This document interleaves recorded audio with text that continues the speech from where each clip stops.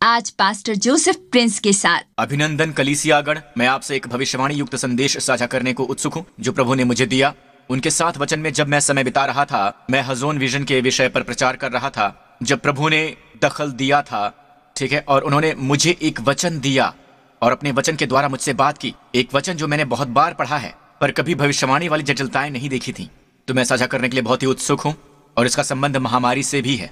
प्रभु की स्तुति हो। और उससे पहले चलिए देखते हैं 1 थिस्सलुनीकियों 1 को, जो मसीही रुख पर है, उसके पुत्र के स्वर्ग पर से आने की बाट जो होते रहो, जिसे उसने मरे हुओं में से जिलाया, अर्थात यीशु की, जो हमें आने वाले प्रकोप से बचाता है। आप देखें, आज मसीही पोजीशन, हमारा रुख आज से ये नहीं है कि आगे की ओर देखें और अंत में हम कब्र में जाएं, हमारा अंजाम मृत्यु हो, आमीन, हम मृत्यु को प्राप्त करें, ये मसीही पोजीशन नहीं है। अगर आप ध्यान से नए नियम को पढ़ते हैं, ये हमेशा इशारा करता है प्रभु के आने की तरफ, ठीक है। बाइबल हमें बताती है कि इससे पहले वो दोबारा आए, बड़े बड़े भूडोल होंगे, ऑलराइट। सामान्य भूडोल बिल्कुल भी नहीं होंगे, छोटे भूचाल नहीं, पर बड़े बड़े भूचाल। हमने कभी भी इस दर्जे के बड़े भूचाल नहीं देखे हैं जो हमने अपने इस पीढ़ी में देखे हैं। कई बार तो ये एक के बाद एक होते हैं। किसी दिए गए वर्ष में हमने कभी भी इतने बड़े भूचाल नहीं देखे थे जितने हमने अभी हालिया वर्षों में देखे। तो हम यीशु को ये कहते हुए सुनते हैं कि न केवल महान भूचाल, वो महामारियों की भी बात करते हैं, आमीन। मेरा मतलब महामारियां, वैश्विक महामारियां, जैसे कि हमारे साथ हुई हैं, और उन्होंने बहुवचन का इस्तेमाल किया है महामारी के लिए, तो यहाँ एक से ज्यादा महामारियां हैं। और ये सब बातें पीड़ाओं का आरंभ होंगी। ये प्रसव पीड़ा जो प्रभु की ओर आने की ओर इशारा करती है। तो हम जानते हैं कि रैप्चर आ रहा है और धरती पीड़ा में है। प्रभु हमसे कह रहे हैं कि विश्व युद्ध के पीछे परमेश्वर नहीं है, प्रभु उसके पीछे नहीं है, वो भूचालों के पीछे नहीं है, आमीन, वो इन महामारियों और प्लेग के पीछे नहीं है, पर परमेश्वर वो हैं जो हमें बता रहे हैं कि धरती कराह रही है मनुष्य के पाप के कारण, और वो कराह रही है परमेश्वर के पुत्र के प्रकटीकरण के लिए। और ये चिन्ह हैं, ये दरअसल लक्षण हैं जो आपको ढूंढने की जरूरत है, आमीन। उन पॉइंट्स को दिखाते हैं, वो पॉइंट्स जो परमेश्वर के आने की निकटता के पॉइंट्स हैं। तो कोई भी उस दिन और घड़ी को नहीं जानता है। अगर आप इंटरनेट या यूट्यूब पर पढ़ें, जैसे उस दिन ही किसी ने मुझसे किसी खास यूट्यूब पोस्ट के बारे में पूछा, वो पोस्ट जो उन्होंने देखी थी जिसमें लोग बता रहे थे उस दिन और उस समय के बारे में जब प्रभु वापस आएंगे, और आप बस इसे भूल जाइए, ऑलराइट, क्योंकि कोई भी उस दिन और उस घड़ी को नहीं जानता है, आमीन। पर हम वो चिन्ह देख सकते हैं जो हमें बता रहे हैं कि असल में हम ही वो अंतिम पीढ़ी हैं, हम अंतिम पीढ़ी हैं, आमीन। मेरा मानना है कि ये जल्दी ही होगा, हम प्रभु को देखेंगे। ये मसीही पोजीशन है, उसके पुत्र के स्वर्ग पर से आने की बात जो होते रहें। तो यीशु दोबारा वापस आएंगे, ये होगा। बाइबल में लिखा है, देखो मैं तुमसे भेद की बात कहता हूं कि हम सब तो नहीं सोएंगे, परंतु सब बदल जाएंगे। तो रैप्चर सब के लिए होगा।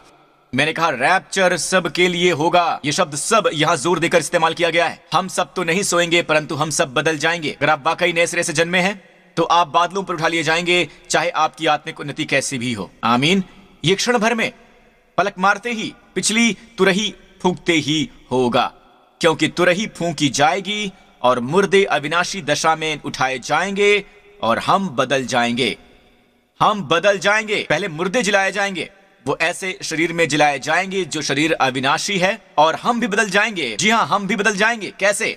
ये नाशमान देह, जी हाँ, हमारी नाशमान देह, ये अविनाश को पहन ले, बिल्कुल यीशु की देह की तरह। जब वो मुर्दों में से जिलाए गए थे, वो आत्मा और प्राण के साथ भी मुर्दों में से नहीं जिलाए गए, वो एक नई देह लेकर जी उठे, वो देह जो वास्तविक है, और फिर भी वो भौतिक संसार से गुजर सकती है। ये समय और अंतराल को लांघ सकती है, वो प्रकट हो सकती है और गायब हो सकती है। ये उस तरह की देह है जो आप और मैं पाएंगे। बाइबल कहती है कि प्रभु हमारी दीनहीन देह का रूप बदलकर अपनी महिमा की देह के अनुकूल बना देगा, आमीन। प्रभु की स्तुति हो। और वो ये भी कहते हैं कि ये नाशमान देह जो हमारी देह है, अविनाश को पहन ले। और अब जब ये होता है, जब ये नाशमान देह अविनाश को पहन ले और ये मरणहार देह अमरता को पहन ले, क्या आपको ये शब्द अमरत्व पसंद नहीं है? तब वो वचन जो लिखा है पूरा हो जाएगा कि जय ने मृत्यु को निगल लिया।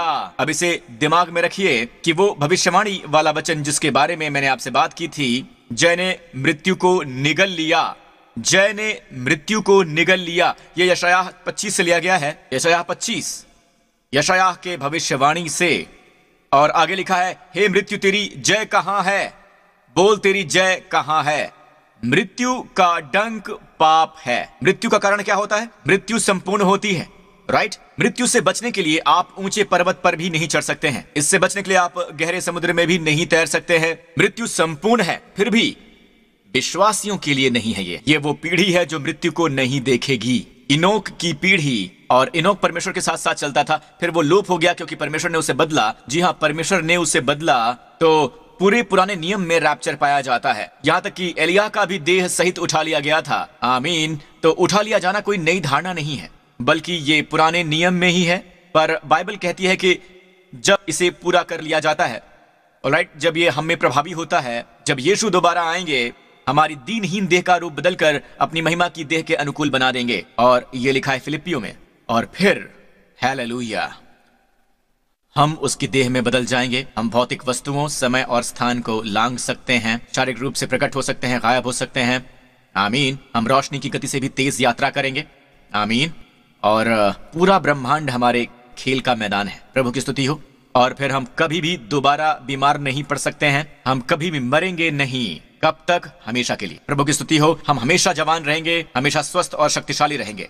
ये क्या ही सुंदर भविष्य है बाट होने के लिए। आमीन। यीशु से कुछ इस तरह से कहते हैं, जब ये बातें होने लगे, आमीन, जब भी ये बातें होने लगे तो अपना सिर उठाकर रखना, नीचे मत देखना, कब्र की ओर मत देखना। ये विश्वासी की मंजिल नहीं है। आमीन। अपना सिर उठाना, क्योंकि तुम्हारा छुटकारा निकट होगा। कैसा छुटकारा? वो पहले ही उद्धार पा चुके हैं। वो जिससे बात कर रहा है वो उसके लहू द्वारा उद्धार पा चुके हैं। आमीन। हम पहले ही उसके लहू द्वारा उद्धार पा चुके हैं। आमीन। तो छुटकारे के पहलू का ये एक बटन है, पर जिस बात की हम इस समय बात जो रहे हैं वो है हमारा शारीरिक छुटकारा। आमीन। तो यीशु कहते हैं, जब ये बातें होने लगें तो सीधे होकर अपने सिर को उठाना, क्योंकि तुम्हारा शारीरिक छुटकारा निकट ही है। जब ये चिन्ह हो रहे हो, प्रभु की स्तुति हो। पर पहले से भी कहीं ज्यादा मैं ये चिन्ह देख रहा हूं, और हम ये कह सकते हैं कि हम दूसरी पीढ़ी से इसकी आसानी से तुलना कर सकते हैं, जो इजराइल के देश के रूप में आने से पहले था। और असल में बाइबल में ये भविष्यवाणी थी कि इजराइल एक देश के रूप में वापस आएगा। यशायाह 66 में। ऐसी बात किसने अभी तक सुनी? किसने अभी ऐसी बातें देखी? क्या देश एक ही दिन में उत्पन्न हो सकता है? ये यहां पर लिखा हुआ है। क्या देश एक ही दिन में उत्पन्न हो सकता है? परमेश्वर किसकी बात कर रहे हैं? पढ़ते रहिए। क्या एक जाति क्षण मात्र में ही उत्पन्न हो सकती है? सिय्योन, इजराइल, क्योंकि सिय्योन की पीड़ाएं उठी ही थी कि उससे संतान उत्पन्न हो गए। तो सिय्योन हवाला देता है इजराइल का। जिस क्षण वो प्रसव पीड़ा में है, उसने अपने बच्चे को जन्म दिया। तो मई 15, 1948 में वो आए एक देश के रूप में। आमीन। 2000 साल सचमुच इधर उधर भटकने के बाद रोमियो ने उन्हें उनकी जन्मभूमि से निकाल दिया था, और वो पूरे संसार भर में डायस्पोरा का हिस्सा बने रहे, पूरे ही विश्व में। पर वो वापस आए एक देश के रूप में। आमीन। और एक दिन वो देश बन गए 15 मई 1948 में। यीशु के नाम की स्तुति हो। अब मैं उस भविष्यवाणी वाले वचन पर आना चाहता हूं जो प्रभु ने मुझे दिया था, पर उससे पहले चलिए देखते हैं उत्पत्ति 13 की ओर, जो परमेश्वर ने अब्राहम से कहा था। हमने ये पिछले सप्ताह शुरू किया था। जब लूत अब्राहम से अलग हो गया, तब उसके पश्चात यहोवा ने अब्राहम से कहा, आंख उठाकर जिस स्थान पर तू है वहां से उत्तर दक्षिण पूर्व पश्चिम चारों ओर दृष्टि कर, क्योंकि जितनी भूमि तुझे दिखाई देती है उस सब को मैं तुझे और तेरे वंश को युग युग के लिए दे दूंगा। गौर करें, प्रभु ने कहा, अब अपनी आंखें उठाकर देख। कब? जब लूत उनसे अलग हो गया। लूत अलग हो गया।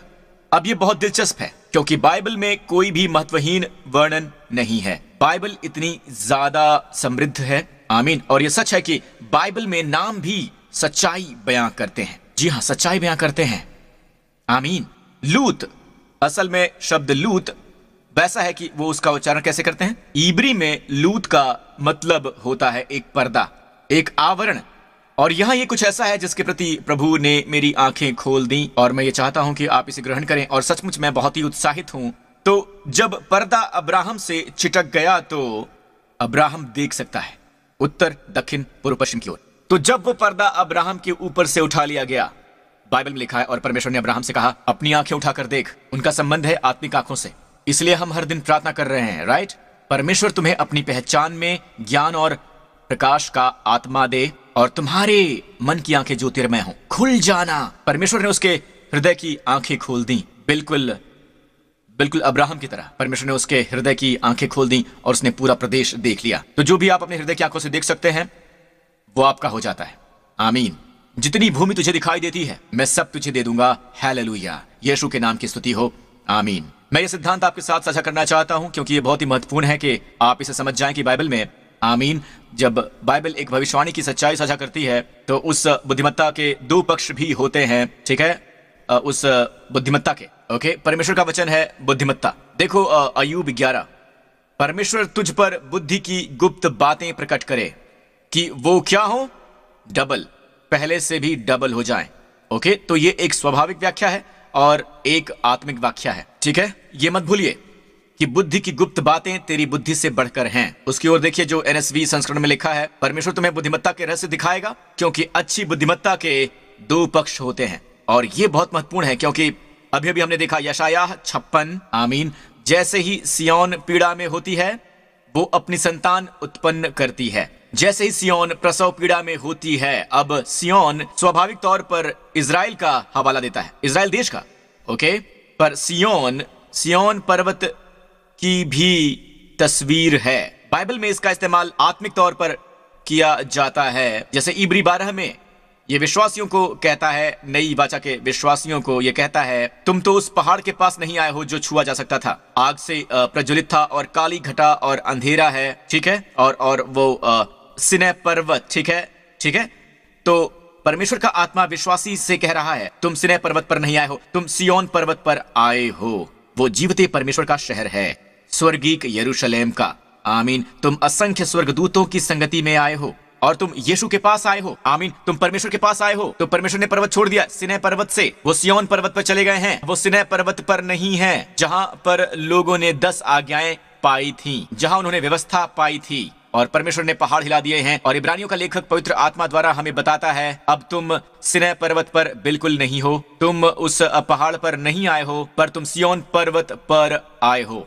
तो गौर करें, स्वाभाविक तौर पर सिय्योन पर्वत इजराइल को दर्शाता है, पर आत्मिक तौर पर जिसके दो पक्ष हैं, अच्छी बुद्धिमत्ता के दो पक्ष होते हैं, ये नई वाचा का हवाला देता है। उस नई वाचा का संसार जिसमें हम सभी विश्वासी रह रहे हैं, आमीन। हम रह रहे हैं सिय्योन पर्वत पर, आमीन। हमें वहां कई किस्म की सहायता मिलती है, क्योंकि वहां पर कई तरह की सहायता अलग अलग तरह के स्वर्गदूतों द्वारा मिलती है जो परमेश्वर ने रखे हैं। और फिर वहां पर हमारे पास यीशु भी है, आमीन। वहां पर हमारे पास लहू का छिड़काव भी है, हालेलुया। और बाइबल में लिखा है, अगर तुम पर्वत नहीं बदलते हो, फिर एक भूडोल आएगा जहां मनुष्य द्वारा बनाई गई चीजें हिल जाएंगी, पर वो बातें जो हमारे परमेश्वर ने ठहराई हैं वो नहीं हिलेगा, आमीन। और वो आगे कहते हैं, इस कारण हम इस राज्य का पाकर जो हिलने का नहीं, उस अनुग्रह को हाथ से जाने ना दें, जिसके द्वारा हम भक्ति और भय सहित परमेश्वर की आराधना कर सकते हैं, आमीन। अब सीधे उस शास्त्र वचन में जाने वाले हैं जो परमेश्वर ने हमें दिया था, आमीन, जो आपको आशीष देगा। यशायाह 25 की ओर देखते हैं, सेनाओं का यहोवा इसी पर्वत पर सब देशों के लोगों के लिए ऐसी जवनार करेगा जिसमें भांति भांति का चिकना भोजन और निथरा हुआ दाख मधु होगा, उत्तम से उत्तम चिकना भोजन और बहुत ही निथरा हुआ दाख मधु। और जो पर्दा सब देशों के लोगों पर पड़ा है, जो घूंघट सब अन्य जातियों पर लटका हुआ है, उसे वो इसी पर्वत पर नाश करेगा।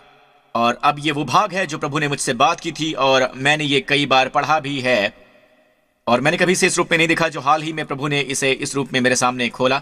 और वो कहते हैं कि वो ऐसा करने वाले हैं, आमीन। ये देखिए, अब ये वचन 7, इसे वो इसी पर्वत पर नाश करेगा। कौन सा पर्वत? सिय्योन। अगर आप यशायाह 25 के पूरे संदर्भ को देखें, खासकर यशायाह 24, ठीक है, तो ये सिय्योन पर्वत की बात करता है। तो ये इसी सिय्योन पर्वत पर नाश करेगा। जो पर्दा है, घूंघट है। अब ये पर्दा है पानीम, पर्दा या आवरण के लिए शब्द इब्री में है जो बहुत ही दिलचस्प है। यह है लूत। जी हाँ, लूत। आपको लूत याद है? बस अभी भी लूत का नाम लिया गया है। ये नाम लूत है जो सब लोगों पर डला हुआ है, ऑलराइट। ये लूत का संज्ञा में दोहरा इस्तेमाल है और क्रिया में लूत है सभी लोगों पर लूत। पर्दा जो आवरण है, मास्क जो सब लोगों को ढांके हुए है, ना केवल इजराइल के लोग या किसी और देश के लोग या इस देश में, पर सभी लोगों पर। और वो पर्दा जो सभी देशों में फैला हुआ है, जो सभी देशों में फैला है। पर्दा यहां आवरण का दूसरा शब्द है जो कि है मसेका। मसेका, जहां से आपको ये शब्द मिलता है मास्क। आप इसे जल्दी से कहिएगा, आप इंग्लिश में सुनेंगे मास्क, राइट। और यहां पर वो हमें बता रहे हैं कि परमेश्वर सिय्योन पर्वत पर मास्क का पर्दा तबाह कर देंगे। मास्क का पर्दा तबाह कर देंगे, क्योंकि मास्क पर्दा होता है, आमीन, और सभी लोगों पर डाला हुआ है।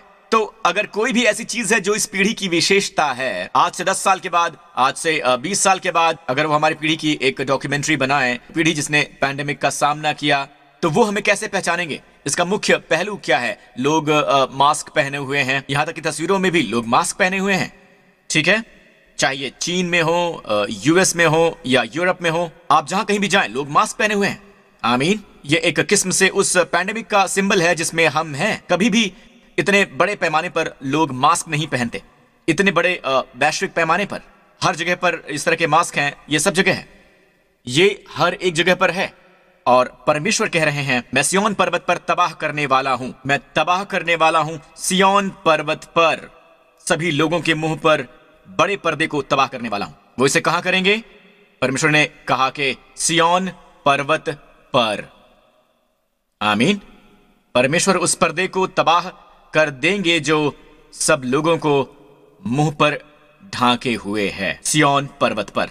अब इन दो पहलुओं को जोड़ते हैं, आमीन। सबसे पहले इसमें एक भविष्यवाणी का स्वाभाविक सत्य है, जब यीशु दोबारा आएंगे, राइट, हम जानते हैं कि वो पर्दा जिसकी पौलुस ने बात की थी 2 कुरिन्थियों 3 में, ठीक है, जहां वो कहते हैं, और आज तक जब कभी मूसा की पुस्तक पढ़ी जाती है तो उनके हृदय पर पर्दा पड़ा रहता है, राइट। वो लोग जो मूसा की पुस्तक पढ़ते हैं, यहूदी लोग, जब वो पुराने नियम की पहली 5 पुस्तकें पढ़ते हैं जो मूसा की हैं, आमीन, परमेश्वर ने मूसा का इस्तेमाल किया बाइबल की पहली 5 पुस्तकें लिखने के लिए, पर वो उसमें यीशु को नहीं देखते हैं, वो उसमें मसीहा को नहीं देखते हैं, राइट। ये बस उनके लिए बस व्यवस्था के बाद व्यवस्था है। क्यों? क्योंकि उनके हृदयों पर पर्दा लगा हुआ है। पर बाइबल में लिखा है, जब भी कभी उनका हृदय प्रभु की ओर फिरेगा तब वो पर्दा उठ जाएगा। तो हम ये जानते हैं कि ये सच्चाई है। परमेश्वर इस पर्दे को तबाह कर देंगे जो उनके हृदयों की आंखों को ढाके हुए है। वो प्रभु को नहीं देख सकते हैं, वो देख नहीं सकते हैं कि परमेश्वर कितने भले हैं। परमेश्वर उसे तबाह कर देंगे, आमीन। इन दिनों प्रभु की स्तुति हो। दरअसल यशायाह 25 में यह हमें स्पष्ट रूप से बताता है, यशायाह 25, इससे पहले कि वो इस पर्वत पर उस पर्दे को तबाह करें जो सभी लोगों पर पड़ा है, सभी लोगों पर। यहां वचन 6 में यह लिखा है, इस पर्वत पर फिर से सिय्योन, क्या सेनाओं का यहोवा सभी लोगों के लिए चिकनी वस्तुओं और निथरी हुई दाखमधु का जेवनार करेगा। चिकनी वस्तुएं जो गूदे से भरी हुई हैं, निथरा हुआ दाखमधु, चिकनी वस्तुएं गूदे से भरी हुई और निथरा हुआ दाखमधु। ये यहां क्या कह रहा है? ये कह रहा है कि सिय्योन पर्वत पर हमारे लिए आनंद के लिए बहुत सी अच्छी वस्तुएं होंगी, आमीन। परमेश्वर इसे बिछा देते हैं, हालेलुया, यीशु के नाम की स्तुति हो। बिल्कुल वैसे ही जैसे यीशु ने पानी को दाखमधु में बदल दिया, यहां खुशियों का एक जश्न होगा। और गौर करें कि पूरी चीजें क्रमबद्ध हैं। सबसे पहले हमें अच्छी चीजें खानी है, जो चीजें परमेश्वर ने हमें दी हैं, और फिर वो उसे तबाह करेंगे। गौर करें, उन्होंने ये नहीं कहा कि पहले वो तबाह करेंगे फिर हम खाएं, हम खाएंगे फिर वो तबाह करेंगे। परमेश्वर की स्तुति हो। अब पहले स्वाभाविक बर्डन, आमीन, क्योंकि बुद्धिमत्ता उससे दुगनी है, जो है अच्छी बुद्धिमत्ता के 2 पहलू होते हैं। चलो स्वाभाविक पक्ष की ओर देखते हैं। इस पर्वत का संदर्भ इजराइल से है। सिय्योन पर्वत इजराइल का हवाला देता है। मेरा मानना है कि इजराइल से कुछ आएगा जो पूरे संसार की मदद करेगा। दूसरे शब्दों में, यह पेंडेमिक का अंत होगा। तो यह स्वाभाविक है, यही परमेश्वर ने मुझे दिखाया, ठीक है। मैं इस छोटे से इजरायली देश से आऊंगा, आमीन। स्वाभाविक तौर पर सिय्योन पर्वत। और फिर हम आत्मिक भाग में भी देखते हैं जहां परमेश्वर कहते हैं कि ये वो पर्दा नाश कर देंगे जो लोगों के मनों पर पड़ा है, आमीन। इसका क्या मतलब है? एक बड़ी जागृति आने वाली है, हालेलुया। इससे पहले कि ये एक बड़ी जेवनार होगी, आमीन। ये जेवनार उनके लोगों के लिए आनंद करने के लिए है, आमीन। जश्न मनाओ और फिर विजय देखो, हालेलुया। और मैं इसी वक्त आपको ये दिखाना चाहता हूं कि ये पूरी की पूरी बात उस समय के लिए भविष्यवाणी है जिसमें हम रह रहे हैं। कई बार ये मिलेनियम पर लागू होता है, पर यहां इस संदर्भ की ओर देखते हैं। मैं आपको ये दिखाने वाला हूं कि ये उसका भविष्यवाणी का चित्र है, उस समय का जिसमें हम रह रहे हैं।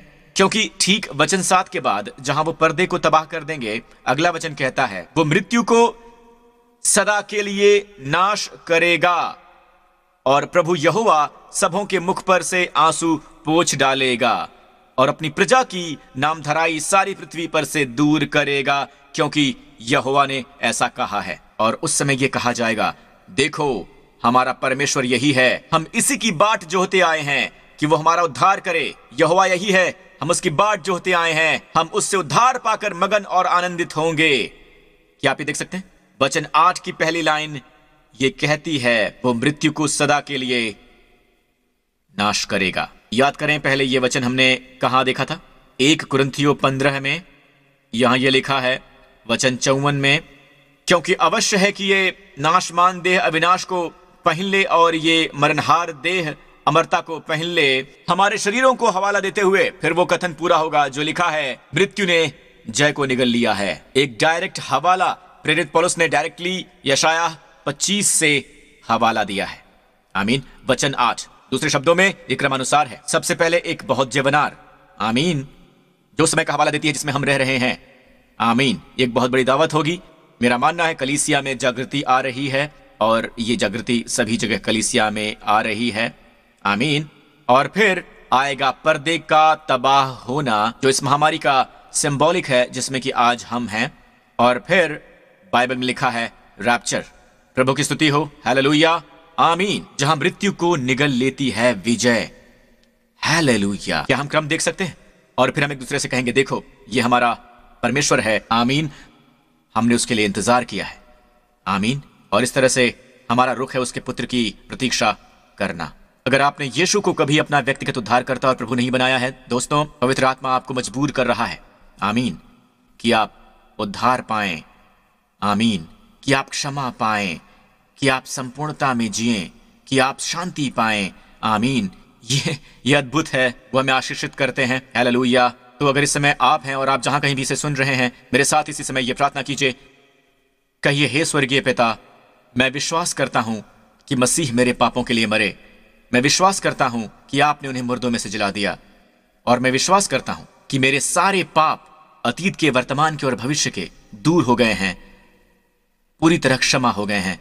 मैं आपका धन्यवाद करता हूं पिता कि यीशु मसीह मेरा प्रभु है हमेशा के लिए। धन्यवाद पिता कि आप मुझसे प्रेम करते हैं एक अनंत प्रेम से। मैं जो भी करता हूं वो मेरे प्रति आपके प्रेम को नहीं बदल सकता। धन्यवाद पिता। और ये संपूर्ण प्रेम मेरे जीवन से हर भय को हटा देता है, यीशु के नाम पर, आमीन। अब आप परमेश्वर के संतान हैं। प्रभु की स्तुति हो। परमेश्वर के परिवार में आपका स्वागत है। कृपया हमें लिखें और हमें बताएं कि ये जो है आपके साथ हुआ है, आपने वो प्रार्थना की। आमीन, आमीन। ताकि हम आपको कुछ मटेरियल भेज सकें जो आपकी मदद करेगा आपके मसीही जीवन के चलन में। धन्यवाद यीशु। अपने पांव पर खड़े हो जाइए। हालेलुया। ये बहुत अच्छा है और मैं इस आशीष वाले भाग का इंतजार करता हूं, क्योंकि मैं जानता हूं कि ये बस हवा में की हुई बातें नहीं हैं, ये ऐसे ही नहीं है। आमीन। परमेश्वर ने इसे ठहराया है। परमेश्वर ने कहा कि ये शब्द बोलो और मैं उन्हें आशीष दूंगा। यीशु के नाम की स्तुति हो। अगर कर सकें तो अपने हाथ उठाइए। इस आने वाले सप्ताह आपको आशीष दें और परमेश्वर आपको शांति दें। परमेश्वर आपको और आपके परिवार को व्यवस्था विवरण 28 के आशीषों से नवाजें, पिता अब्राहम के आशीषों से। और परमेश्वर आपको और आपके प्रियजनों को कोविड-19 के वायरस से, हर संक्रमण से, हर रोग से, हर खतरे से और बुराई की हर एक ताकत से बचा कर रखें अपने पुत्र के लहू के द्वारा। प्रभु अपना मुखमंडल आप पर चमकाएं और अपना अनुग्रह करें आप पर। परमेश्वर ने आपको ताज पहनाया है अपनी करुणा और प्रेम भरी दयालुता की। एक अनुग्रह का चक्र आपको घेरे हुए है। आपने मुकुट पहना है उनके सबसे महान अनुग्रह का। और इस सप्ताह आप जा रहे हैं जहां कुछ होगा। हालेलुया। मेरी आवाज के नीचे सब पर परमेश्वर अपना मुखमंडल चमकाएं और आपको और आपके प्रियजनों को अपना अद्भुत शालोम और शांति प्रदान करें। आप पर, आप सब पर, प्रभु यीशु मसीह के नाम पर, आमीन। परमेश्वर आपको आशीष दें। मैं आपसे फिर मिलूंगा।